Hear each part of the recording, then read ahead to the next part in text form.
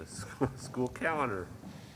School calendar, so not much has changed with the draft. Mary Ann and I corrected, we had 5 emergency days plus the 176, so that had us at 186. We corrected that so that it's at 185 to align with the school code. So we only have 4 emergency days listed, which is fine. This is the format that we have followed for the last couple of years.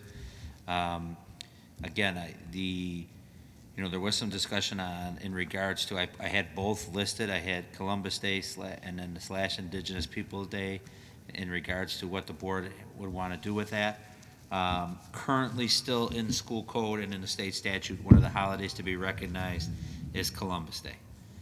So the board has an option if they want to leave it Columbus Day, change it to Indigenous Peoples Day, or we could just make it a non-attendance day. So those are your 3 options that the board needs to consider. Other than that, there have been no other changes to the school calendar for next year.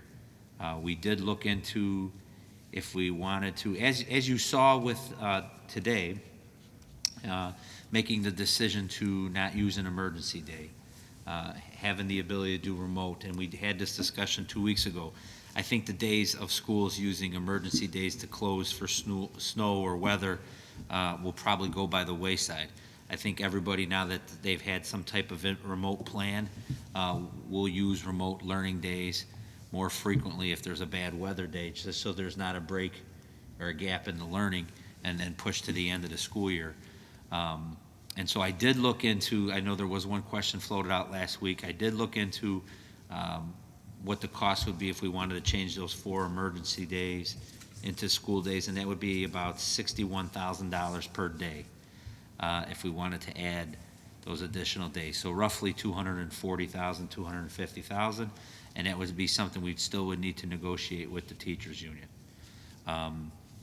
Personally, from the educational standpoint, I don't think by adding those 4 days you'll be able to make up the learning gaps or losses that have occurred since last March.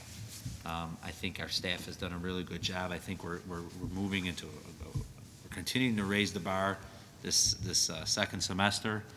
I think we're talked about using some of our CARES money and some of the additional funding that we may use for, when we receive the additional money that was supposed to be coming down with the second stimulus check from the federal government. Trying to increase or make our summer school offer some more classes this summer or opportunities for kids to get some additional work this summer to help maybe close some of the gap in math, reading, English, some of those things. So we've talked about that as an administrative team from the building and the district. So those are just some ideas that might be more effective than just adding 4 days to the calendar. So we can vote on this tonight, or again, this is a COW meeting, so it's more for discussion. We could wait till February. I just would like to get some direction from the board in regards to the Columbus Day holiday. And then other than that, I had no other changes, nor did I receive any questions or comments on this item. Well, as part of our discussion, I think for Columbus Day, I'm not in favor of changing it to Indigenous Day, but I would go with the non-attendance day because I know that's still up for discussion, just if you want to call it a non-attendance day. And as far as the increasing days, yeah, I could see where the 4 days isn't going to make up the deficit, but I definitely would like to see some creative thinking for summer school options, because I think there definitely is a need there. Yeah, I agree. The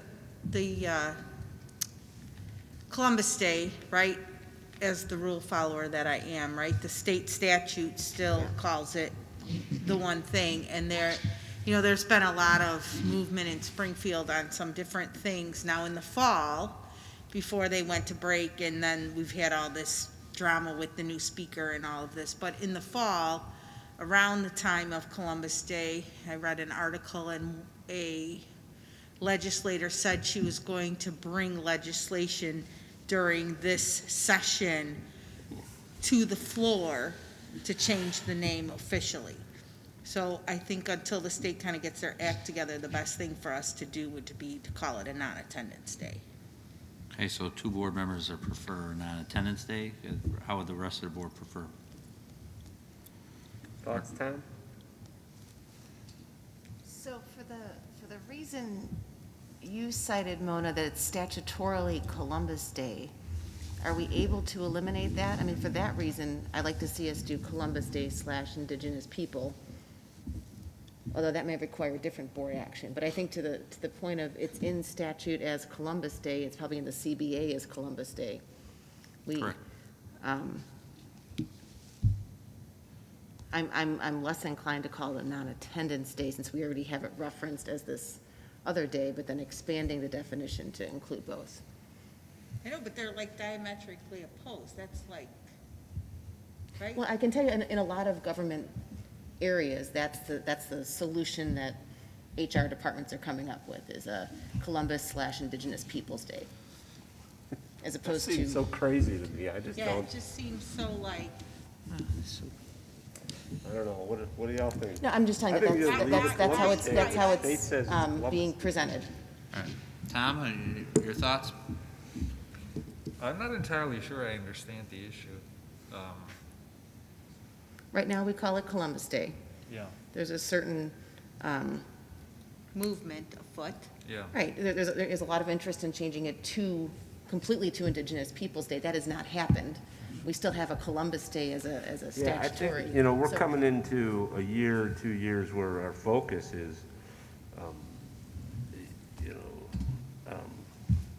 coming into equity and diversity, and we really want to focus on that this next year. And we're talking about doing different programs and ideas. I know the administration is talking about that.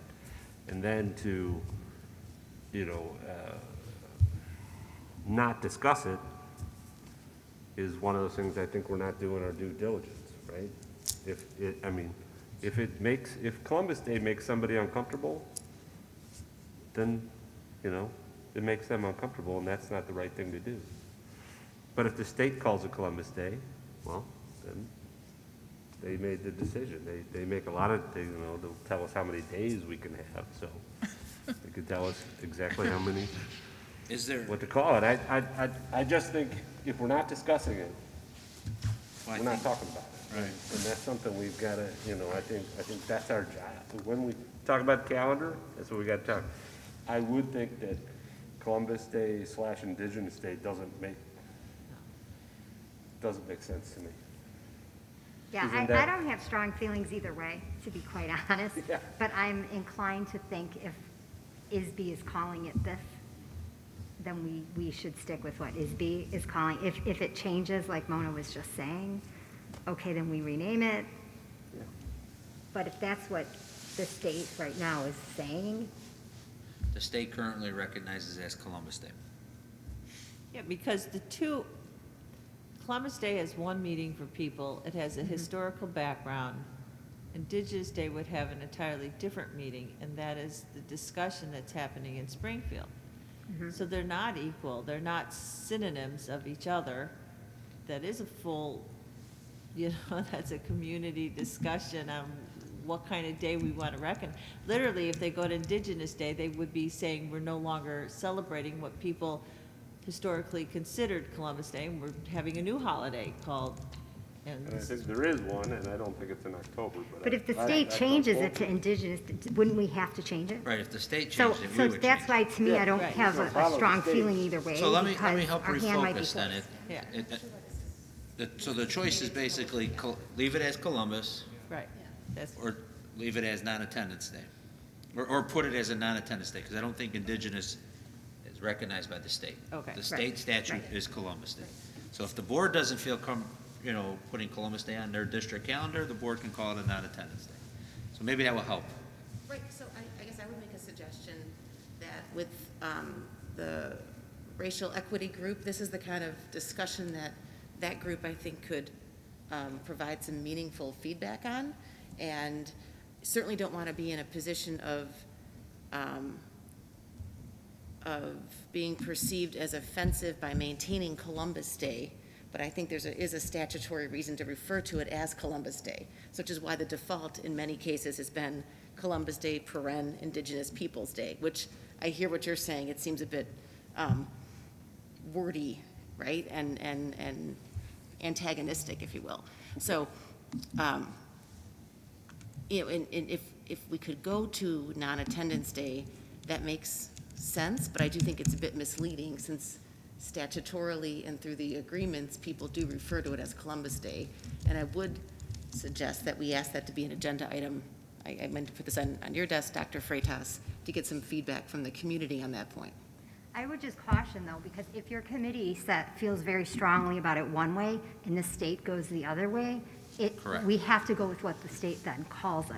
So that's the only, like, word of caution that I would throw out. Like, I think it's great to bring it up at that committee, but if they go with A and the state says B, you know, Right, we gotta go with if B. the statute stays If the with Columbus statute Day, changes, right. and the committee comes back and says, we want Indigenous People Day, Right. that might not be a true reflection, nor is it's still a statutory requirement. But I wouldn't be so, you know, that could happen, but I think this is exactly part of this whole equity discussion. It's gonna be uncomfortable. Sure. And it needs to come out. So I really like your idea, Deanna, to hear from the community. And we're probably likely all gonna end up with slightly different opinions on one way or the other, but I think the discussion has to come out. So I think that would be valuable. When did you say your meeting was, Dr. Freitas? It is, one quick second, That's part of your principal. February 7th is my next meeting, February 7th.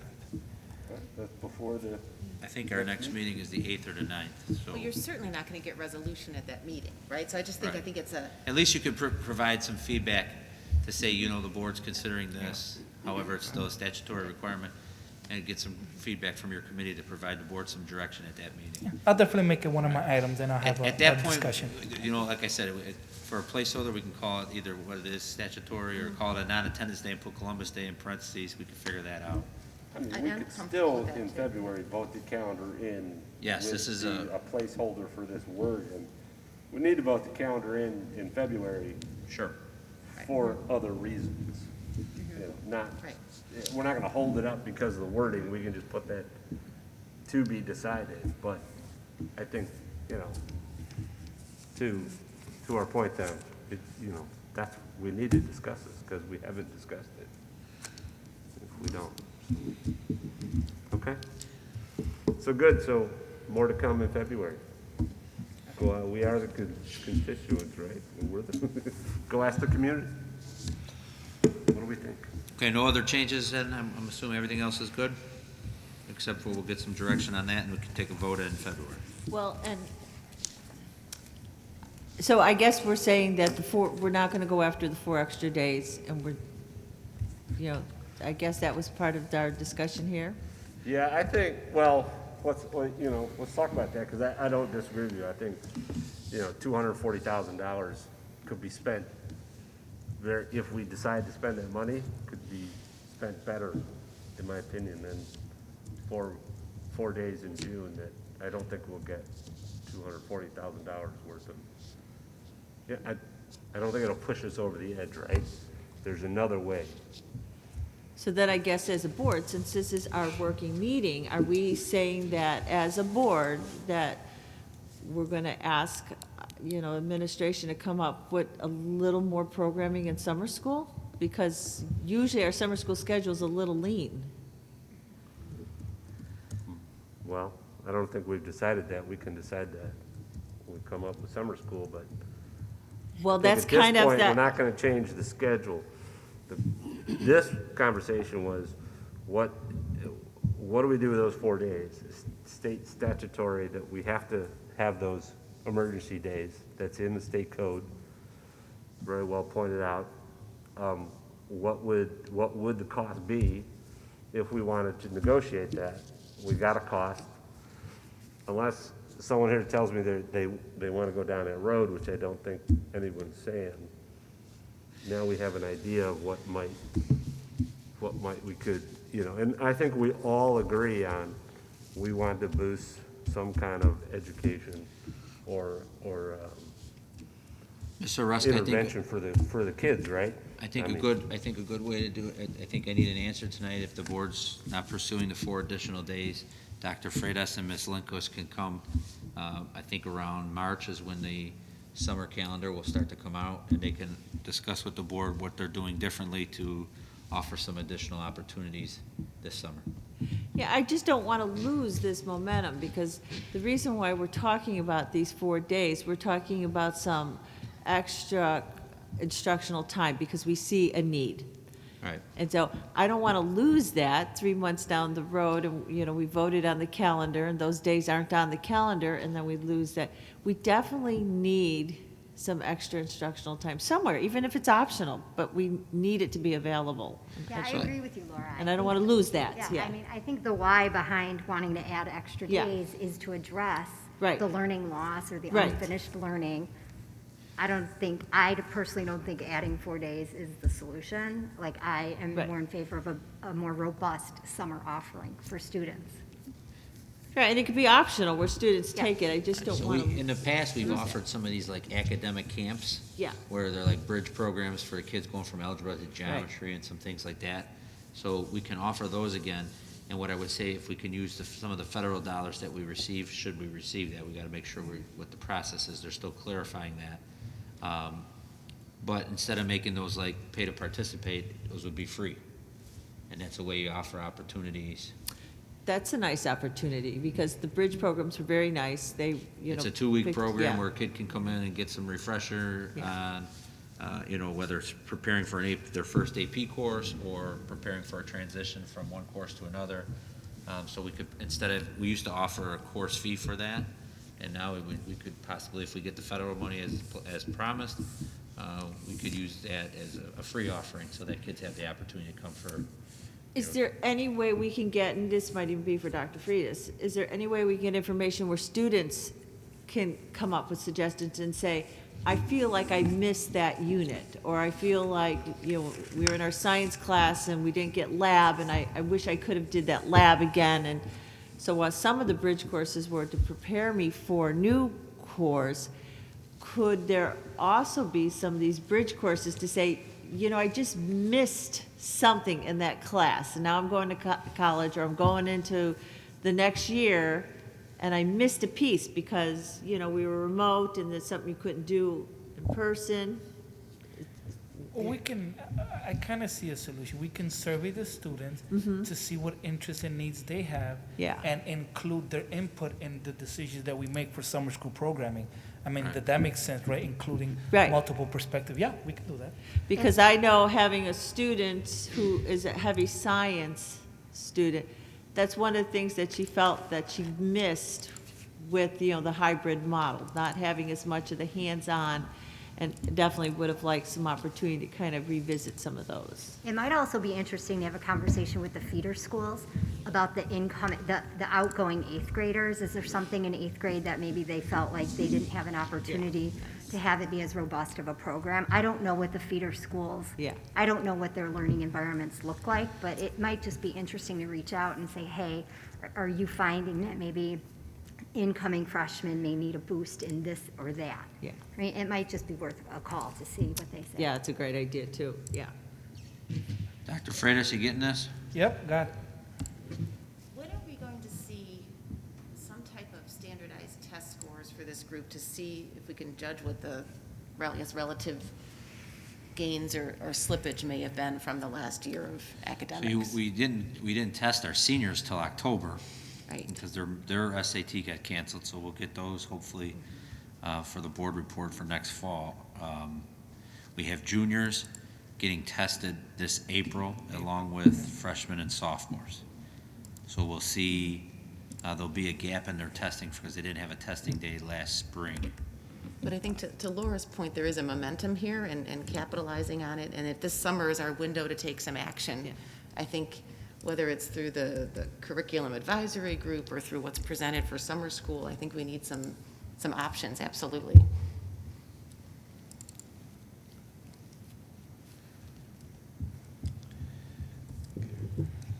Okay?